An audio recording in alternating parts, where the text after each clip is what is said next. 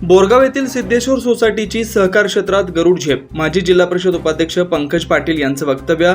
अहवाल सालात संस्थेला 2,14,21,000 नफा. बोरगाव येथे माजी जिल्हा परिषद सदस्य अण्णासाहेब भावले यांच्या नेतृत्वाखाली स्थापन झालेल्या श्री सिद्धेश्वर कोऑपरेटिव्ह क्रेडिट सोसायटीला चालू आर्थिक वर्षात 2,14,21,946 रुपये इतका निव्वळ नफा झालाय.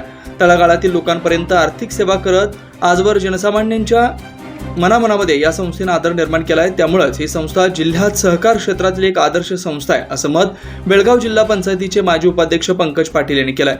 ते विद्यासागर शिक्षण संस्थेच्या प्रांगणात आयोजित संस्थेच्या 25व्या वार्षिक सर्वसाधारण सभेत प्रमुख पाहुणे म्हणून बोलत होते. अध्यक्षस्थानी उद्योजक शिवाजी माळिक होते.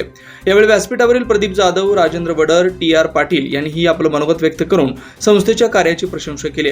प्रधान व्यवस्थापक संजय हवले यांनी संस्थेच्या ताळेबंद अंदाजपत्राचं वाचन केलं.